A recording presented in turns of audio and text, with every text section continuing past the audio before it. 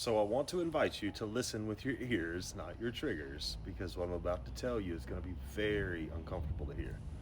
But it's the nuance that we all need to recognize if we're ever going to stop doing love and relationships such a disservice. Hi, I'm Chris Hinton, and my aim is simple: to end your needless suffering. This is going to be part two to the series on love, what it is and what it ain't. Let's get into it. So, why can't people find love? It's not complicated. People can't find love because they're looking for it in the wrong place. They look for it in other people. And I know that may sound harsh, but just walk with me just for a few minutes and let's see where this goes. Here's what most people don't realize: you can't feel someone else's love, just like you can't feel their fear or their pain or their joy directly. You can only feel your own love, and only when it's moving through you. Love is not something you receive, it is something you express. So if you want to feel it, look for it leaving you. That's where love lives. At its highest level, love flows from something bigger than us. It passes through us like light through a stained glass. But it can only move through us if we've made space and if we're willing to gift it away, because you only experience love when you gift it. The second reason people can't find love is because they're not actually looking for love. They're actually looking for something else, and they're calling it love. Love isn't fun. Love isn't exciting. Love isn't what makes you want to post a picture on social media together. Love is a crucible. It will bring you to your knees. It will ask for everything. It will require more than you think you have to give. Love is wiping drool from the chin of someone that forgot your name. Love is staying beside someone when they have nothing else to offer. Love is showing up and expecting nothing in return. And yet, how many people are actually saying, I want someone to sacrifice for? I want to suffer for someone's peace? Almost none, because what they're calling love is really just, I want to feel good, and I want someone else to be the reason I do. They say, I want to feel cherished. I want to feel important. I want to feel adored. And listen, I agree. There's nothing wrong with these. There's beautiful things to want. But my entire point here is to get you to recognize that what you're describing is not love. You're looking for the gratification of being loved. That's not loved, that's a transaction. That's the relationship. That's the value you exchange in a relationship. That's a completely different category. The nuance in all of this is where we intertwine love and relationships as if they're the same thing. So when people say, I'm looking for love, what they're actually looking for is a reciprocal relationship.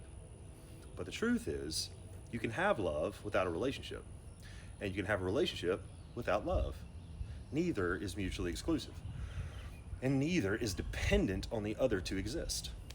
So let me offer a new picture. Imagine a candle in a dark room. It doesn't light the room because the room thanks it. It doesn't light the room because it's being paid.